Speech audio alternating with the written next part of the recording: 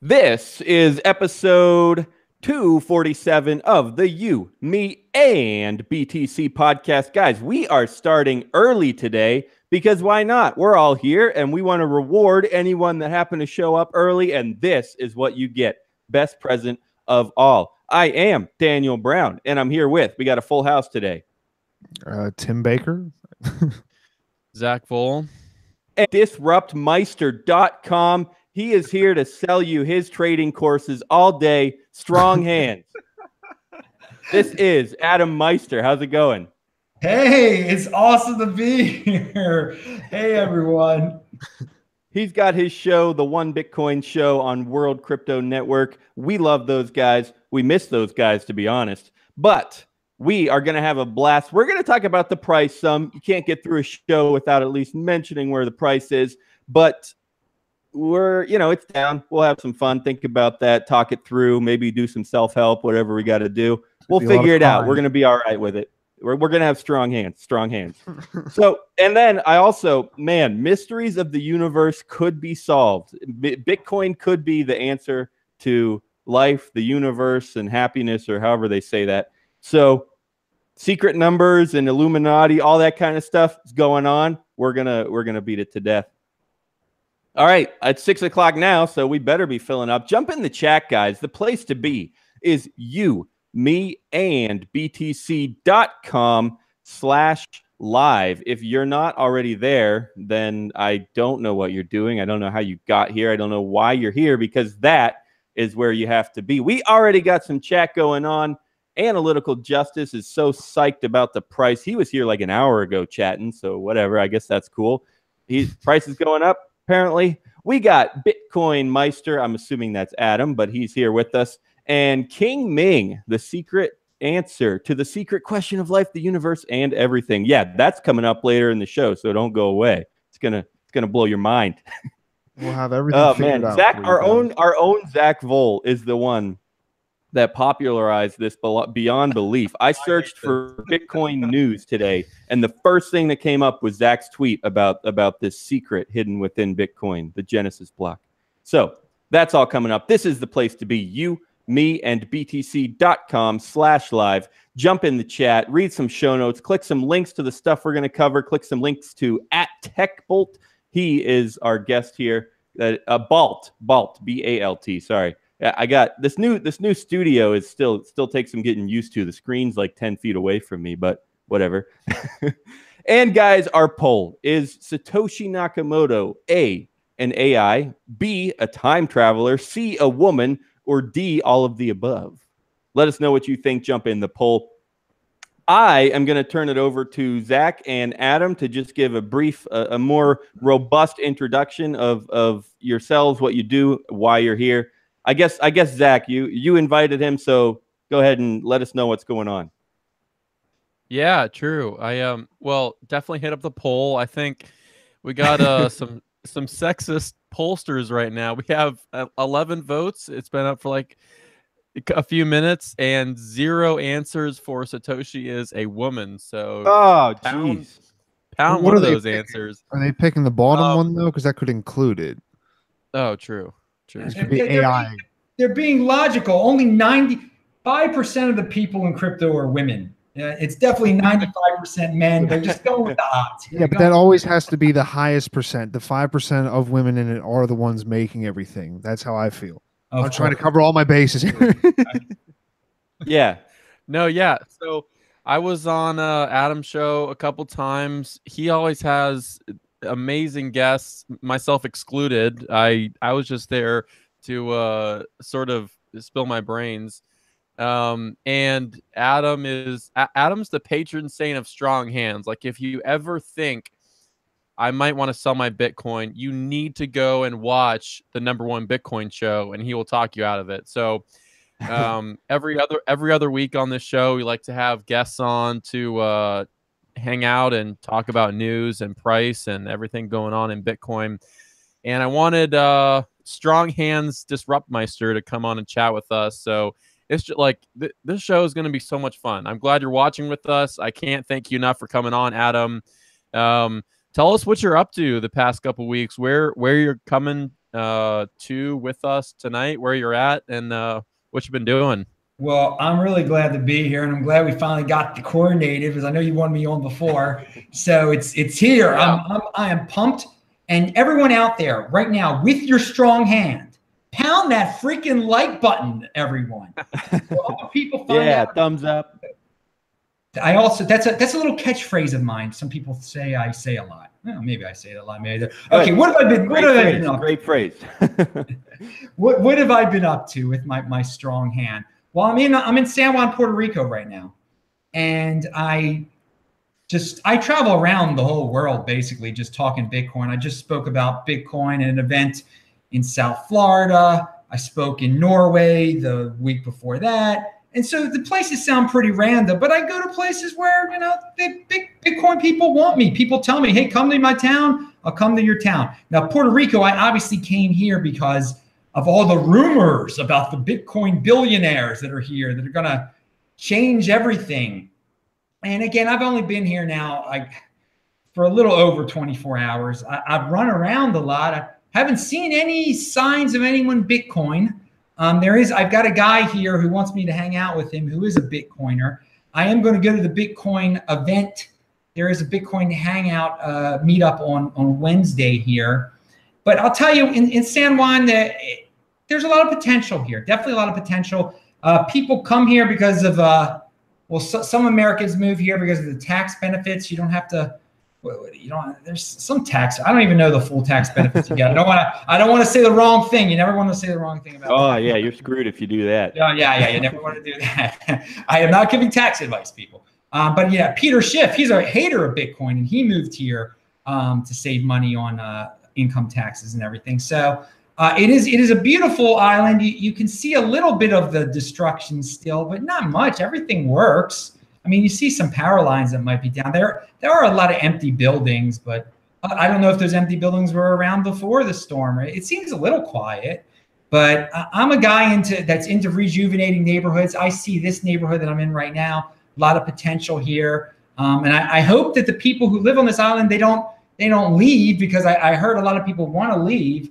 They should stick around and welcome these Bitcoiners who are supposedly coming, and hopefully the Bitcoiners will, invest in the infrastructure, soup up some of these buildings and help everybody out here. I see a lot of potential. Okay, so you're actively trying to make almost like I don't know, would be like a what's the place in New Hampshire where all the libertarians go? I'm not doing it, but supposedly some people are trying to do that. Okay, a libertarian commune of some. No, I don't. A libertarian paradise. So there's New York Times reporter Nellie Boyles wrote a story about it earlier this winter, I guess, or something. Like all these people flocking to San Juan for conferences and trying to build neighborhoods or rebuild neighborhoods, I guess, and stuff. And I don't know how much of it is real. But those are the rumors, at least. So it's cool to. Yeah, the mainstream media coverage has basically been hating on. Oh, why are these rich white people going to move here? Oh, it's terrible. They'll destroy the island. Yeah, there's nothing. If you saw this neighborhood, you'd be like, what's there to destroy? I mean, there's no gentrification. There's no gentrification. Yeah, I'm from Baltimore. Okay. So I've seen the worst of the worst. So this is nothing to me. This is not sure. There's some rundown buildings. There's like a McDonald's. What's the name of this? Oh God, no. I mean, yeah. There's nothing wrong with this place. It is what it is. It's not like a lavish. I haven't been to the uber tourist area yet. I'm sure that's great, but I mean, no one's going to destroy anything here. This is I'm just south of Ocean Park in the Loiza neighborhood, and a lot of nice people, a lot of good housing stock. Some of the housing stock is completely empty. And if you're some, Bitcoiners, I tell Bitcoiners to try to save as much money as possible to get more Bitcoin. You could save a lot of money here if you buy some I don't know what the real estate prices are here. They shouldn't be that high. Some of these buildings are completely falling apart. I mean, it seems like you could save some money here and build up some equity here. I don't know, and especially if there are other Bitcoiners around, and be in motion. come explore it yourself. Don't trust me. And again, I haven't seen the whole thing yet. I haven't met any Bitcoiners yet. So I don't see what the whole big hoopla is about yet. But I do know that the Bitcoiners I know from the mainland are mostly very positive people. So if you've just had a disaster hit your island, you want as many positive, wealthy people to voluntarily come to your island as possible. They're not gonna take from you. They're gonna help. That, and like most of these people, not most of them, but a lot of these people I would imagine are like recently wealthy. It's not like we've come from like years and years of having this money. Like recently, like, oh no, I have the money, but I don't have the century or the decades of this money's mine to keep me from actually going out and putting it out to help people. So yeah, I mean that's definitely it's new money. Cool. It's new money people. Yeah, definitely.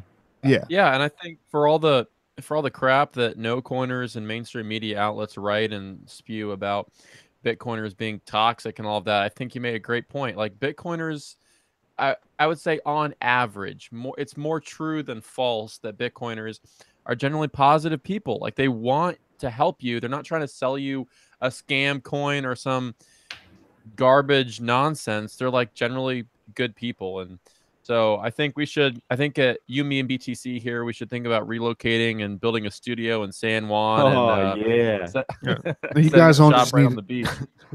Well, let's you bring up a good point, Zach, about how people, especially now during a bear market. So we're going to talk about some bear market things.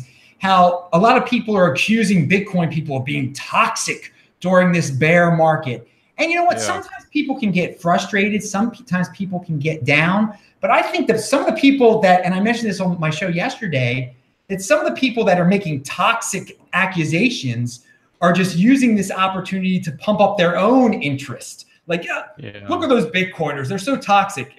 Follow me. I'm not toxic. I don't want to be near. I'm accusing people of being toxic, but believe me, get into my ICO and you won't be toxic. So be careful of the people making toxic accusations out there. They are often no coiners and they often have agendas of their own.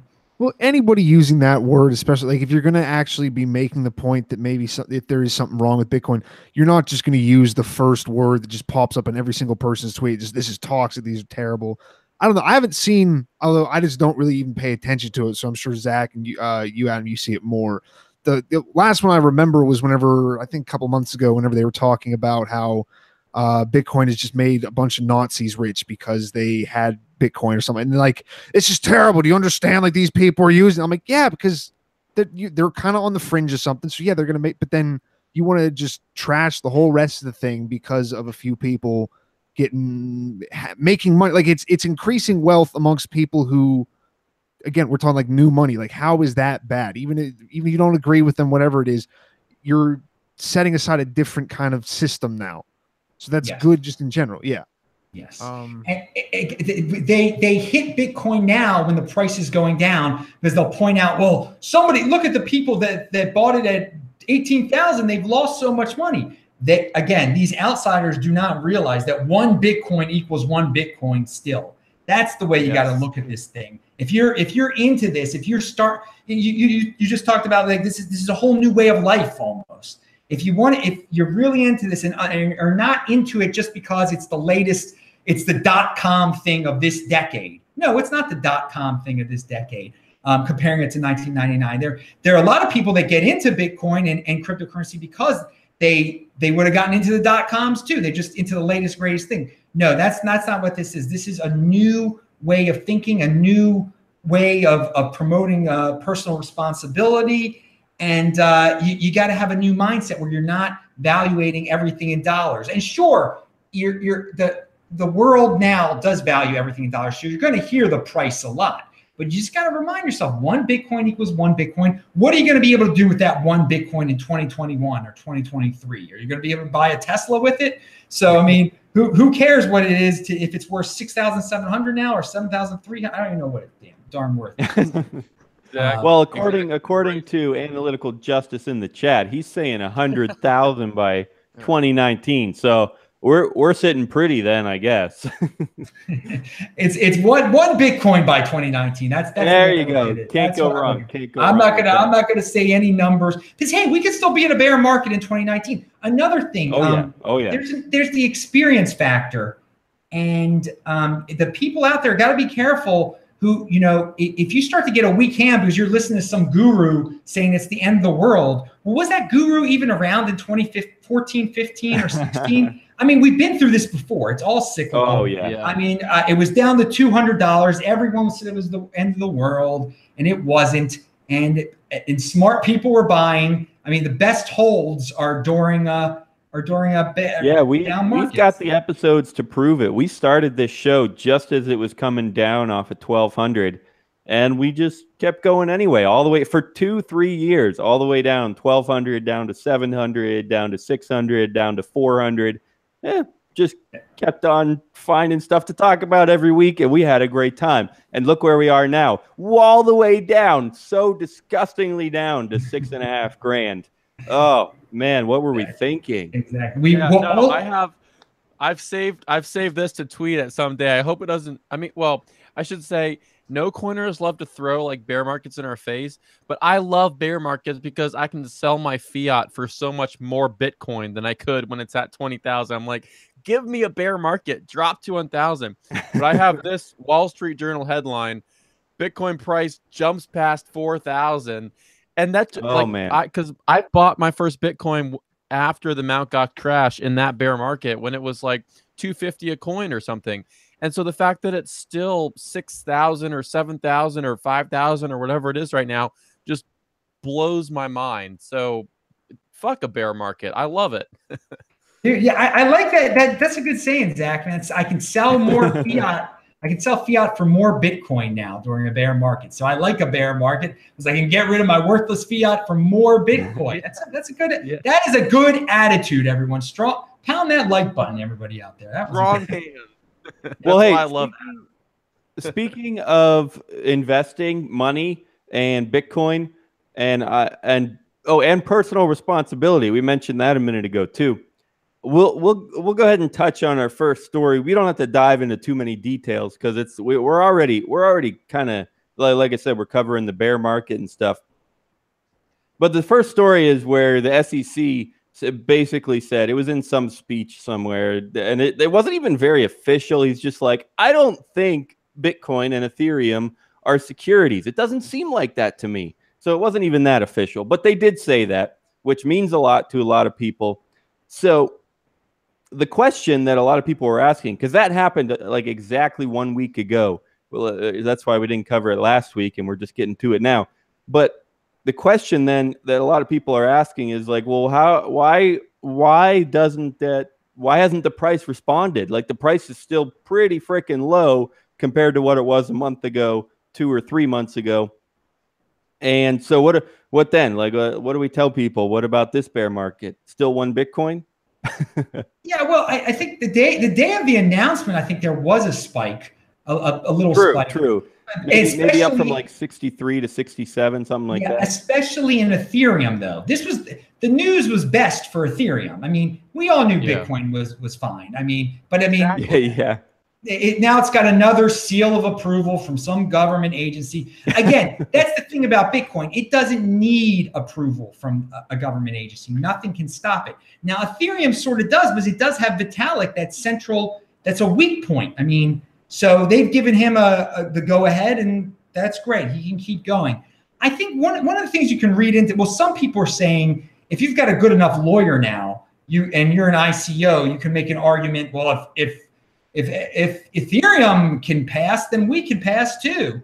But I think what I've taken out of this is that the government they don't understand all this stuff very well yet, but they do know these ICOs are shady. They do know that they can grandstand on top of these ICOs. They can virtue signal. They can say, hey, we're saving the people from these ICOs. So I think they're going to, and this is good for everyone else that isn't involved with ICOs. I think the government agencies are going to start focusing on ICOs and just trying to regulate them, and maybe let Bitcoin and some of these other altcoins just kind of slip on by not paying any attention, because in reality, the ICOs are pretty easy targets. They are pretty easy targets. They're very centralized. They're companies, and then the government, people can say, "Oh, we did this. Look, we took care of cryptocurrency. Look what we did." These, and for a lot of people, ICOs, that is cryptocurrency to them. So I mean, I think you can take a positive spin out of this. That, hey, Bitcoin, they're not going to bug Bitcoiners for a while. They're going to get fixated on this ICO thing. I think they're going in that direction. I am going to read one little bit here regarding Ethereum, because they didn't completely give them a pass, because they suggested, well, I'll just read the quote here.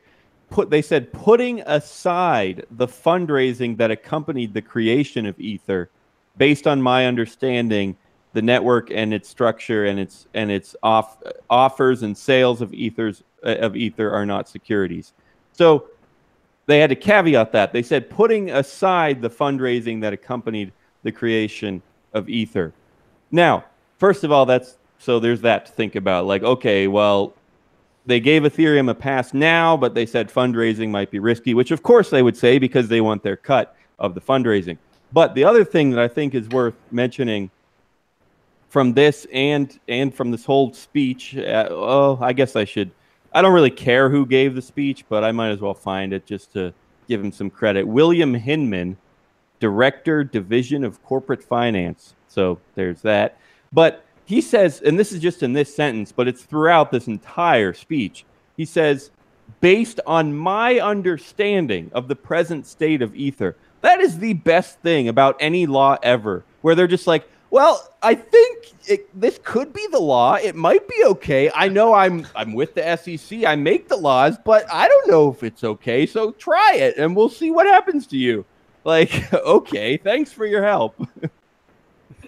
No, I totally agree. I think like that caveat is the most interesting thing to me. And I know like a bunch of the crypto lawyers that I follow on Twitter were losing their minds over this. They're like, you put aside the most important part. Like the initial fundraising, in their minds, they said, was what made it an ICO, an illegal security. And they weren't huge fans. But I think the funny part is I saw some article explaining how it's like impossible to run a full Ethereum node now because their blockchain is so massive, which sort of undercuts a little bit of the decentralization. I don't know. I agree with Adam and what you were mentioning, Dan, that all of this stuff is good because it takes the focus off of Bitcoin. Not that their focus on Bitcoin could hurt Bitcoin at all, but we get to sort of do our own thing and build and grow and hold while they're focusing on all these other altcoins and scam ICOs and illegal securities and all this stuff. We just get to keep doing our thing. And if they're not focusing on us, like that's what made Bitcoin awesome in the first place. Like Chris DeRose, who some people hate. I don't mind him a whole lot. I think he's kind of funny sometimes, but he like says Bitcoin had this like immaculate conception time frame where nobody even cared or knew about it really, or like gave a single flip about Bitcoin, and it just grew and they fixed bugs and more people learned about it and ran nodes. And so if the SEC and the government are focusing all this stuff, we sort of have a little bit of the same thing now where Bitcoin can just do its thing for the next couple of years while all these trash coins are getting eliminated by the government. So I'm all for it. I don't really care about Ethereum a whole lot. And if the government isn't focusing on Bitcoin, that's fine by me, whatever it takes. It takes away some of the fudsters, and not that fudsters matter, but sometimes they create weak hands. I will say this: they won't be able to say, "Oh, the government's going to crack down on Bitcoin now." No, the government is cracking down on some other things, dudes. You go far over in Ethereum land, okay? Yeah. So we'll see. We've brought this up countless times on the show because it's SEC always says stuff and it's always just okay, they're probably securities, okay, like whatever. So I don't know. I think the main reason that it didn't create a crazy price spike and get us out of a bear market or whatever, I think the main reason is because like no one cares. Like everyone already knew that Bitcoin was fine. No one was actually worried about Bitcoin. And so this news, like even if they said it was a security, or even if everyone, I don't know, no one would care. I think Bitcoin, yeah, it's going mainstream in some ways, and that, you know, not everyone understands the purpose of Bitcoin. And I left my screen share on, guys, if I should turn it off. But if you want to jump in the chat, let us know what you think. It's you, me, and btc.com/live if you're not already there. But yeah, I mean, no one cares. That's all I'm trying to say. Like, no one cares what the SEC says about Bitcoin. It's just here, and it just is what it is. It's one Bitcoin. So I think so anyway. No, I'll pay one Bitcoin for one Bitcoin any day. I think that's I'm pretty confident in that price call. You keep it. All right, guys. So I mentioned personal responsibility a couple times. So we're gonna have some fun here, get a little bit meta. I'm gonna run our ad. So I'll ask my friends here to mute themselves just so we don't go over the ad. But we are gonna get a little bit meta and talk about the ad, and because we already mentioned ICOs quite a bit. And I like to be transparent on this show, so we will do that in about 30 seconds. I also should flip on my screen share so you don't have to stare at me blankly for however long, and we'll be right back. Hey guys, today's show is brought to you by Chronologic.network. Chronologic is an Ethereum-based project that aims to solve time-related problems on the blockchain. Through Chronologic's 3 core products, the Ethereum alarm clock, debt smart contracts, and the day token minting mechanism, they solve the problems of payment scheduling, crypto loan time constraints, and unstable token launches. Find out more at chronologic.network.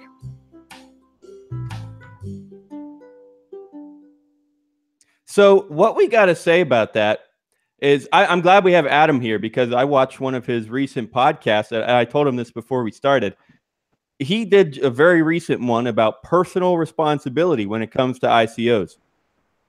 And we say that all the time on the show, and I want to get a little bit of Adam's take on it.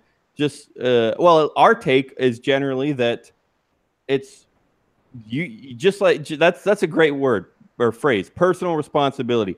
Our take is some of them might take off. You never know.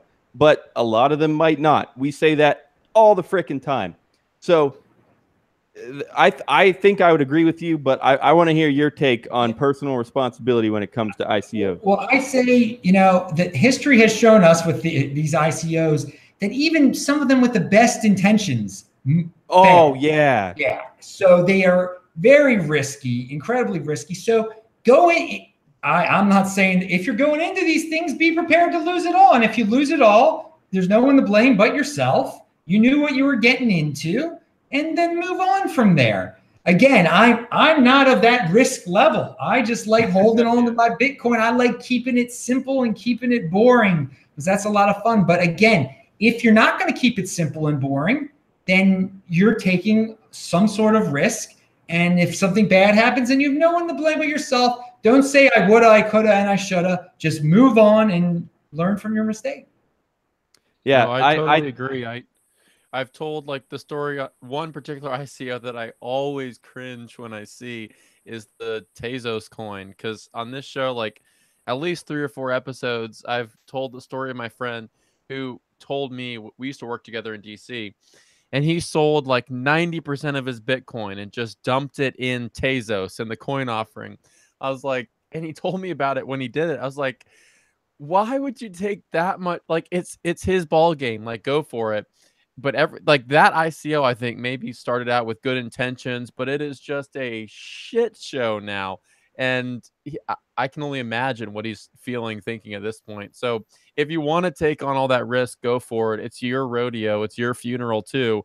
But you have to be prepared. You can't blame whatever Twitter influencer convinced you to buy into the ICO when you lose all your money.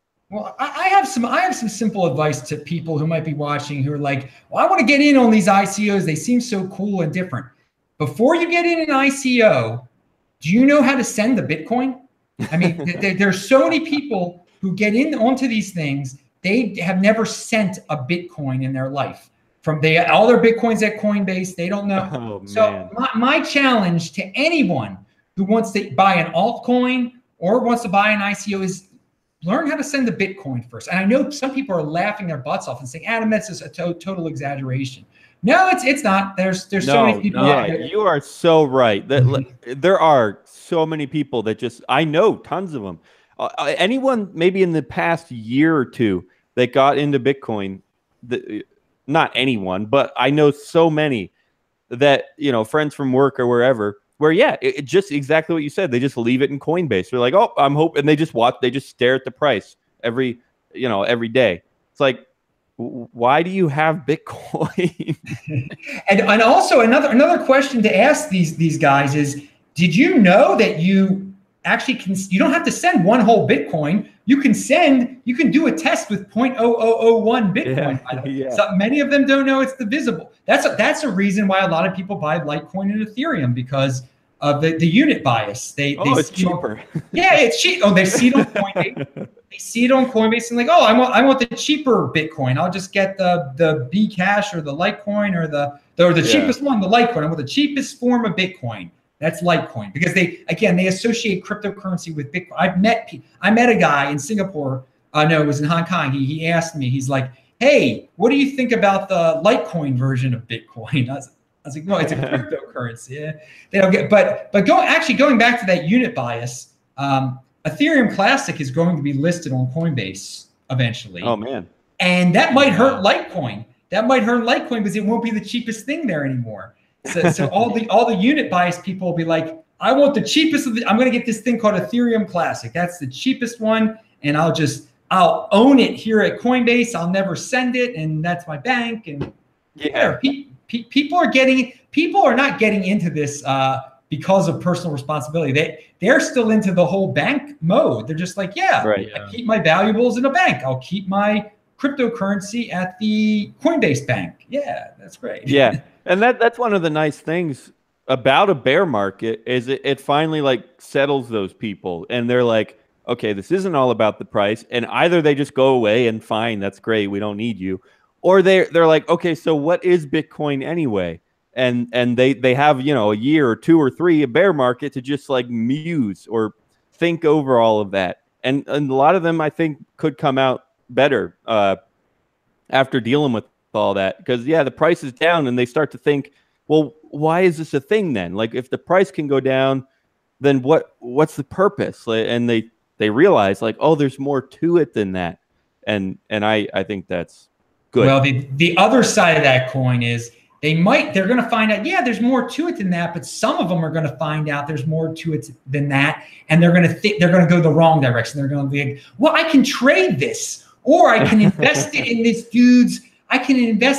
dude's project down in Puerto Rico, you know, or or wherever, you know. Just again, I tell people the best thing you can do with your Bitcoin is not to give it away, because again, a lot of people don't understand. There's no refund. Once you give your Bitcoin to someone who's starting up an exchange in Central Africa, you think, oh, Africa's the hottest thing in cryptocurrency. Obviously, I'm going to make a killing if I give this guy my Bitcoin.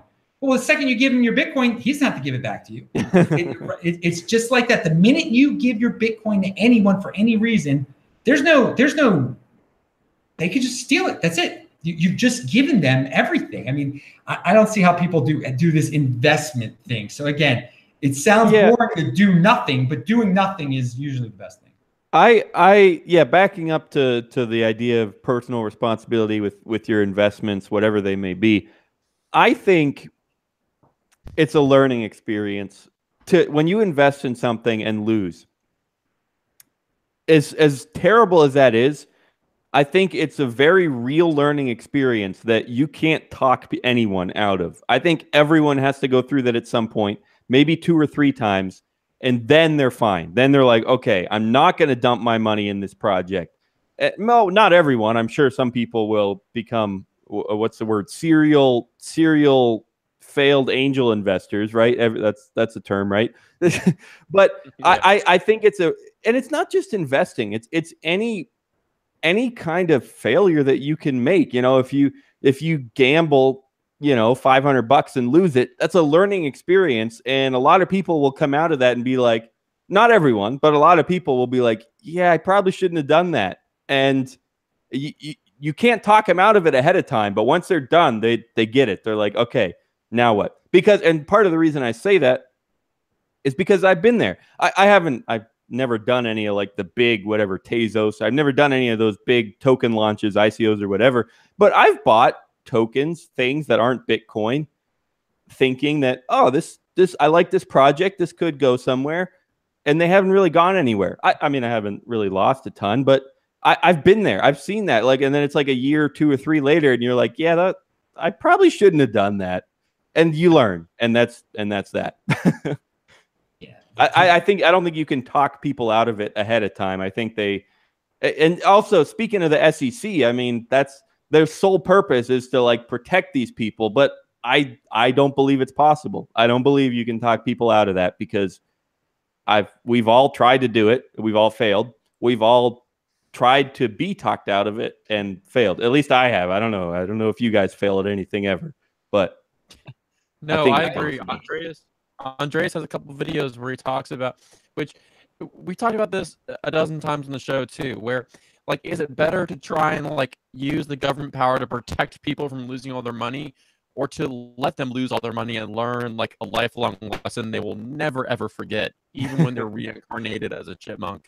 Like, in my mind, I think like I'm gonna tell you till I'm blue in the face, don't invest in X ICO because I think it's stupid and a scam.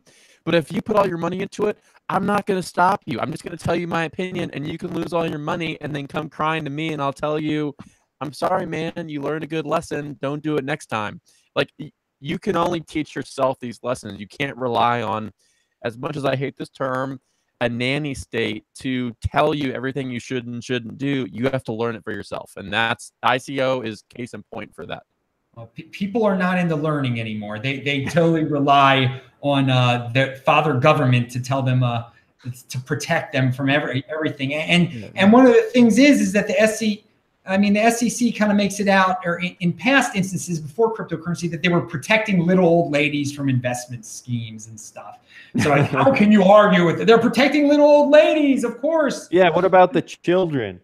Exactly, little old ladies and the children. It's always they boil it down to feelings. Dude, that's Bitcoin. Yeah. Bitcoin ain't about feelings, baby. If you're into feelings, then don't get into Bitcoin. This is pure. This is numbers, people. This is numbers. There are no bailouts in Bitcoin. There are no, and that's beautiful. That's why I like it so much. And you talking about experience, there was that whole, on Twitter, there were all those people saying, what did I do during the 2015 bear market? And all sorts of people gave all sorts of awesome examples of how they were impatient and they decided to buy into these altcoins or buy into these scams. And they honestly told stories about how they lost a lot of Bitcoin. And that's good. They learned their lesson during the bear market. So they didn't need the government to tell them, not to do this. They learned it the hard way. And that is the best way to learn, I think. It's tough because people just don't seem to learn without that. Like we've definitely said that exact same before, is like, this is the whole reason why we like the Bitcoin, whether it's like, one, we don't bail out things that fail, or you don't, like, it's not already tied into the system. And then also giving people that the ability to do that, giving all this stuff is, it's just like it's good for people to learn that way, because you can tell people all you want. Like, you've been doing the whole episode, just telling people you gotta be careful. Like, just people are going to try to sell you shit, but until that happens, then like you said, people are just going to do it anyway. Most likely, a lot of people can't learn like that. It's really tough because people say failure is the best teacher, whatever they might say. And we can say that all day long. Like, failure happens, and you learn from it. But some people might respond with something like, well, if I didn't fail in the first place, I wouldn't have to learn. Like, if the SEC was always there and always doing its job, then I wouldn't have to learn anything. I would just be fine. I would be a protected investor. I wouldn't have to fail. I wouldn't have to learn anything, and I wouldn't have to do stuff the right way, because the SEC or whoever, it's not just investing. It's literally anything, literally any kind of failure. People could argue like, well, if someone's there to tell me what to do, if someone's there to protect me, then I don't have to fail and I don't have to learn. or I'll just know how to do it right from the get-go. And you know, you can think about that argument, and it sounds like it makes sense. But my response, I don't know if this is the best one. Let me know if you have a better response. I think that the response to that is sure, fine. Like if you have the SEC, like, okay, they might protect you from something. They might ban an ICO that was going to scam you. And then, yeah, sure, you're protected from that because you're never going to invest in them and you're never going to lose your money. The problem is, I don't think once you have that nanny or whatever, I think the innovation stops, the entrepreneurship stops because everyone feels comfortable. Everyone feels like this is just the way it is.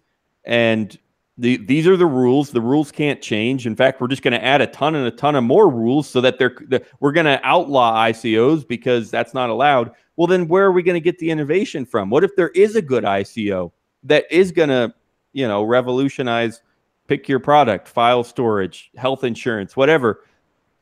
Like, yeah, we make fun of those all the time, but you know, some of them might do some innovation. And if everything is regulated, that or if the nanny puts in place all these rules, everyone will feel comfortable, fine, but that innovation will never happen. That would probably be my response. I don't know if it's the best one, but that's what I got. No, I agree. I think for Bitcoin, for the internet, for anything, for new technologies, which ICOs are a patently new technology, we always see scammers and criminals and sleazy people being the first ones to use them. And a bunch of scammers use ICOs right now. And once people lose a ton of money, I think in 5-10 years, we'll see a whole new wave of initial coin offerings that are legitimate for good projects. They might be restructured in some way, but they'll be much better than the crap we're dealing with now. And many people will wish they could time travel back to now and not invest their money in Tezos or whatever. But you make mistakes, you learn. In the future, I think we'll see better ICOs, maybe built on top of Bitcoin. I don't know what that'll look like, but it's a possibility. So I think an example, and I'm not just saying this because we like Bitcoin and Bitcoin competes with the banks, but I think banks are an incredibly good example of that failed innovation. Like even if Bitcoin didn't exist, we would all know that it takes 3 days to move money, and we have the internet, and it still takes 3 days to move money, and I still have to sign this check with the signature that no one would recognize, and I could draw a smiley face and everyone would accept it, or sign your credit card receipts with a smiley face. All right, so that's where there's so much regulation that nothing happens. It's just, this is the rules, this is how banks work, this is who has to report to who, and investors and blah blah blah.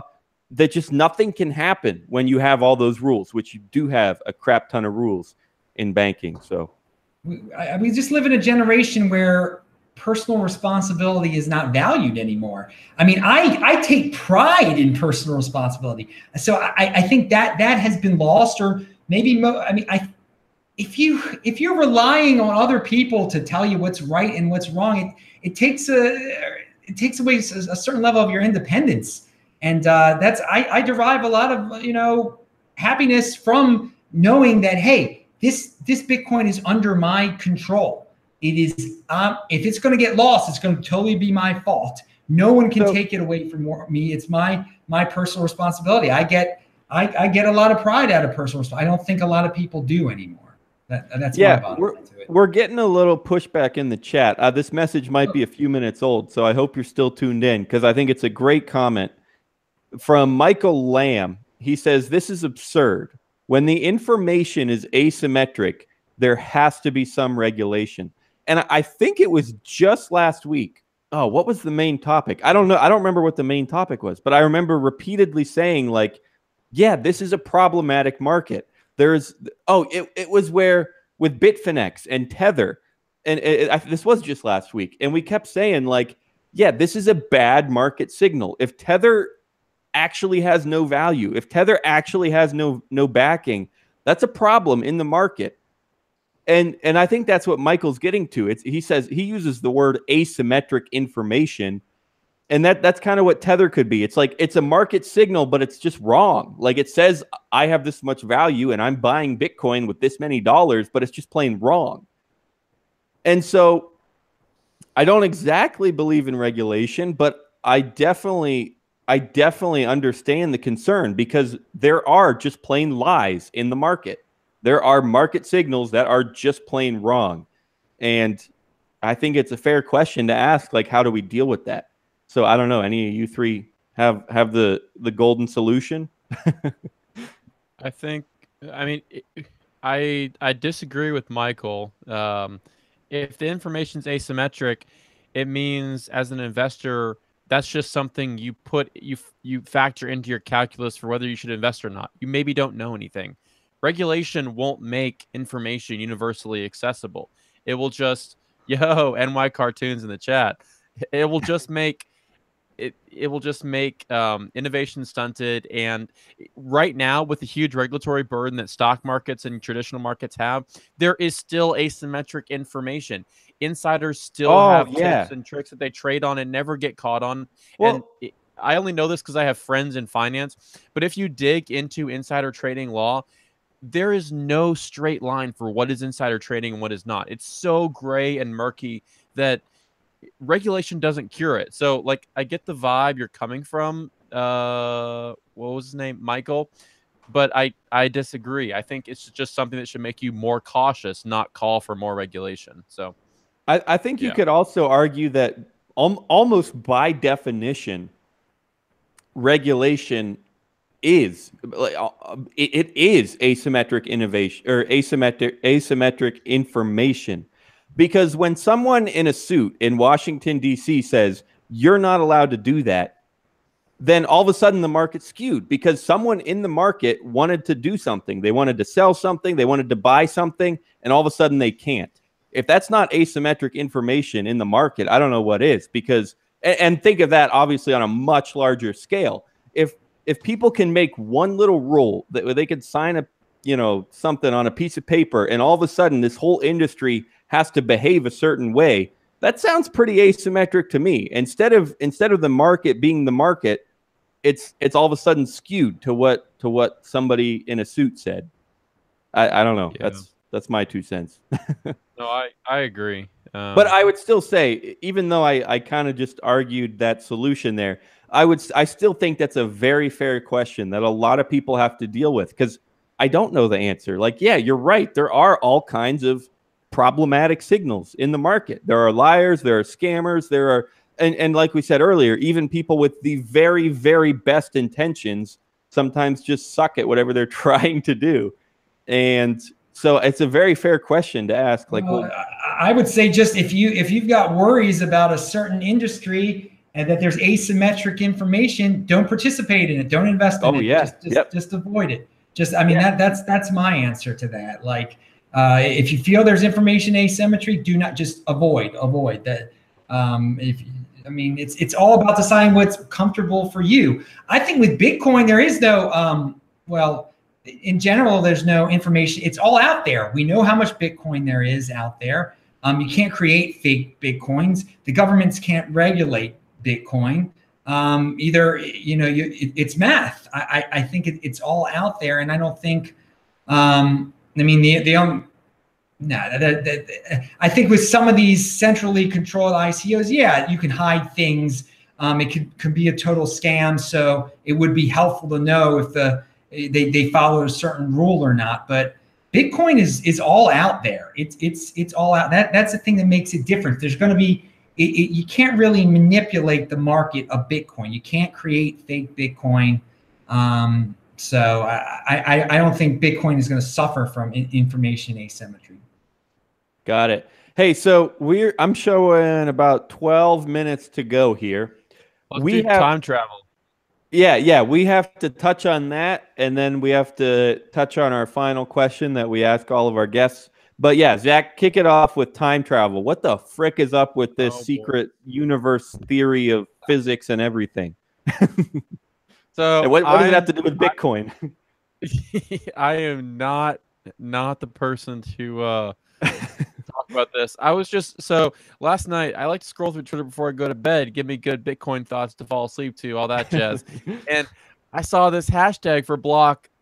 I can't remember the block number. I thought I had it pulled up a second ago. Anyway, it has a bunch of zeros in front of it, and it has 21E8, which is the scientific notation for like the theory of everything. It's called like E8 theory or whatever nonsense. And the Genesis block had 2 extra zeros on the hash than required, and like that triggers a whole bunch of complex math theory and like mysteries. And there's a whole thread on an old Bitcoin talk forum about the mystery of the Genesis block. You should go read. It's pretty fascinating. So I was scrolling through this, and the people hashed this hash as a hashtag on Twitter. And so I was scrolling through that hashtag thread and was like reading all this. And I didn't study math in school. I studied economics and political science and Spanish. So I don't know all this complex stuff they're talking about, but my mind was just melting. I was like, this is intense. Like, what is going on? They're like, well, there's only 2 options here. Either Satoshi's a time traveler or he had a quantum computer in 2009, either of which will just like explode your mind. And so I tweeted, like, my mind is melting right now. I learned about this. What is going on? And I CC'd, tagged some of the people who are in that thread.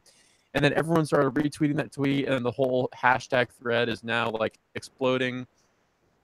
I don't know what's going on. Don't ask me your questions. Like, people have DM'd me like, what does this mean? I'm like, I don't know. So yeah, I don't know. I want to hear your guys' thoughts on if Satoshi's a time traveler or had a quantum computer in 2009. But it's just a really unique block hash is at the common denominator from what I've gathered. The story I found, like I said, I literally just Googled Bitcoin news, and the first thing that came up was Zach's tweet in this article from futurism.com. And yeah, I mean, basically, it's like you said, it's just a really rare, well, I don't know. Every hash is rare. That's why Bitcoin works, because it's hard to find a hash that's valid. And then if you pull any 4 digits out of any hash, it's going to be super rare that you would have found a block with those 4 digits in them. So every single block is rare in that way. It's like picking a number from 1 to 1,000,000. Okay, how about 566,022? What are the odds that you would have picked that? 1 in 1,000,000. Yeah, same as the odds that I would have picked 10. Anyway, so there's that. But yeah, it's still whatever. It's interesting. It's got this sequence 21E8 or whatever it is, and it's apparently some kind of a theory about, or it's the name used for and a number used in a theory about possibly everything. I don't know. But then yeah, they say that if for this to happen, like it couldn't if it couldn't be a coincidence. If you accept that it is so rare, and that it had to take some, like the power to find this hash had to come from somewhere, then the power, people say, it either is a quantum computer or, time travel. Maybe they figured out how to do this in the future, and then they sent Satoshi back in order to find this hash with future technology. Something like that, maybe. A hack would be where they didn't find extra technology. They just figured out how to make the hash whatever they want, without it really having to be valid, maybe. So that's one thing they mentioned, or just random chance. So which one is it?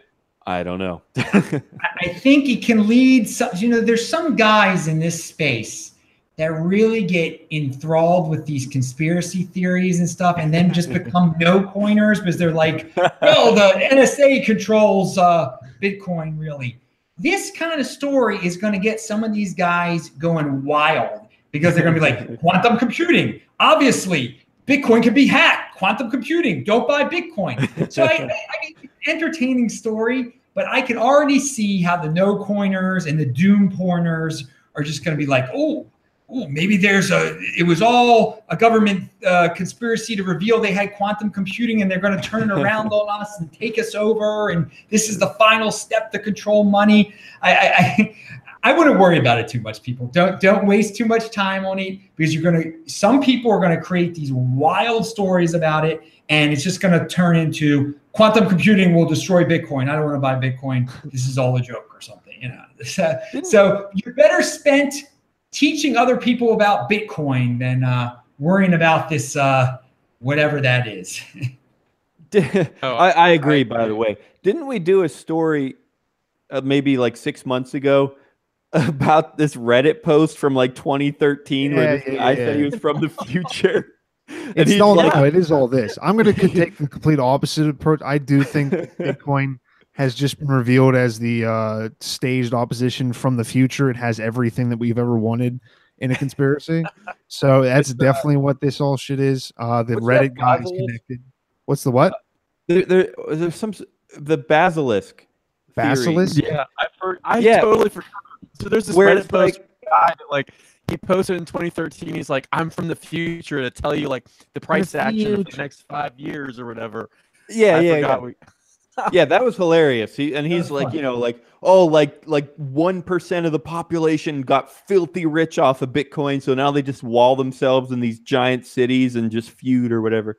But no, there's some sort of theory. I think it's called something basilisk, and it's this theory that, like, in the future, AI is going to become so powerful that it's going to, like, send people back into the past through time travel to ensure its existence. So the AI is going to want itself to exist. So it's going to go back in time to make sure that it exists. And people say, like, there are people that genuinely are so freaked out by this theory that they like refuse to ever talk about what is it? Something basilisk. But it's called the Rocco's basilisk. Yeah. That's what it is. And so maybe this is related. Maybe, you know, Satoshi is sending himself back to ensure that Bitcoin comes into existence because, you know, he wants himself to. Anyway, that could be. Well, just be the world's first trillionaire. Yeah. throw in Terminator and just add the Silk Road, and you basically have what the idea is now. Yeah, there you go. True. So we are coming up hard on 7 o'clock here. So Tim, you want to ask the ultimate question that we ask all of our guests? One, plug yourself again and tell where they can find everything. That's not really the question though, but we try to get everybody on and then talk about them and then ask them to reveal a very personal story that will implicate them in something that we can then use against you later. No, just like a personal story, like if you somebody you met, somebody you liked, hated, a big scam, a good scam that happened to you, any kind of like just like if you're trying to like entertain like a bunch of Bitcoin people, like, oh well, I did this, like I was here for this. Yeah, your bar that we should rename it to like bar stories or something. Like Bitcoin, what would you tell? Stories? Yeah, Bitcoin bar stories. Maybe that's a whole new podcast right there. Anyway, yeah, just something funny, something sad, something hilarious, exciting. Any good story you got for us from the crypto space that pertains to Bitcoin? I mean, you've traveled the world. You got to have something good. Some restaurant you went to where I've got when I was in Mozambique, when I met the most important Bitcoin guy in Mozambique. I mean, it was great. He invited me there. I met him in South Africa. I spoke at an event. He's the most important Bitcoin guy in Mozambique, and it turns out he doesn't have any Bitcoin. That's how rare it was in Mozambique. Like that's how few people were into it in Mozambique. That this guy who had been trying to get an exchange, he didn't even have any Bitcoin yet. So that just shows how early on we are, and how a lot of people say Africa is the next big thing. Well, maybe it is in Bitcoin, but they got a lot of room to grow. I hope he's got Bitcoin now and everything, but he did not at that time. He did not. So I thought that was fascinating. Yeah. That's exactly the kind of story we were looking for. Something just weird and interesting that you try to take away from. So there's that. We got advice of the week too. This is also anything goes in this situation, but what did we take away today, or what are we just going to make up to tell people that might be a good idea? strong hand. Just think long term. Do not be impulsive with your Bitcoin. We were around for the 2016 halving. You'll want to be around for the 2020 halving. So definitely keep a strong hand on that Bitcoin until at least after the 2020 halving. Just live through a halving first before you. That's really your indoctrination into the Bitcoin world when you've made it through you've joined the fraternity once you've made it through a halving. So just don't do anything rash and impulsive before your first halving.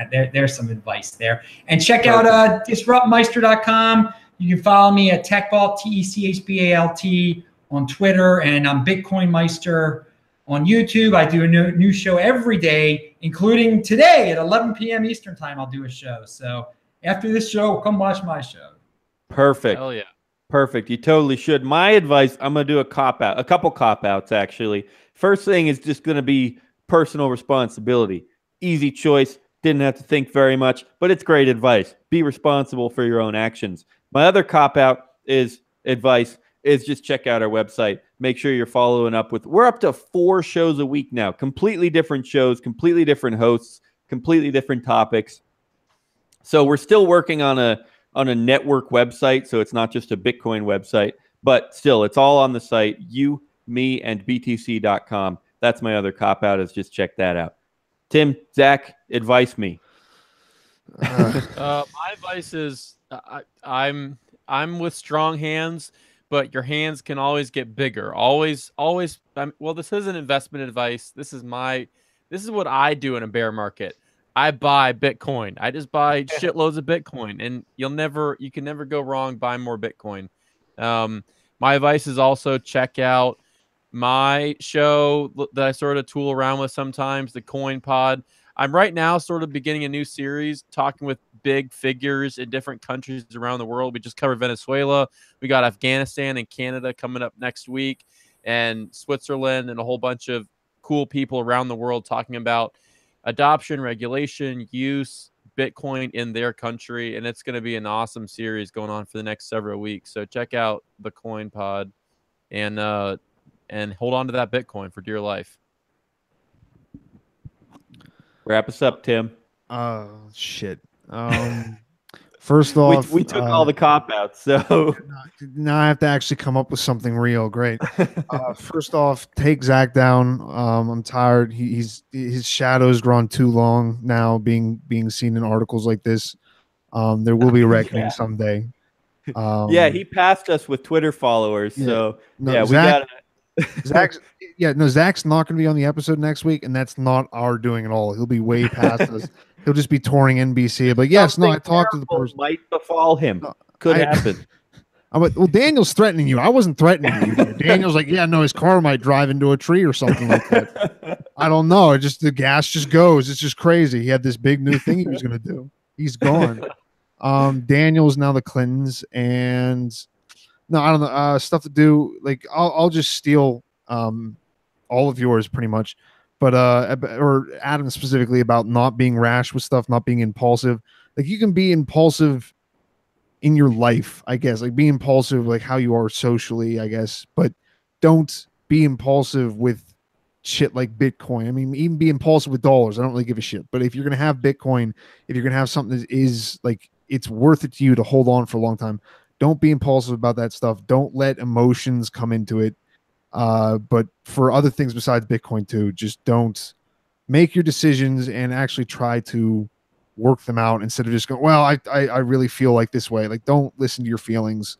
They're stupid. I mean, not that your mind is really that smart either, but at least it's a little bit more logical. Never trust yourself. Never trust Daniel. And no, I don't know. Yeah, definitely don't trust me. No, we got a comment. Me. I think they deleted the comment, but someone listened to like the first 2 minutes of last week's show and was like, this is so dumb. You guys are so conceited. You think you're the best show ever. But, you know, if you listen to the last 2 minutes, you would have heard me repeatedly saying, please do not trust anything I say ever. So there's that. Guys, that's a wrap. I'm going to give one more thank you to our sponsor, chronologic.network. You know, obviously, personal responsibility. Do your research.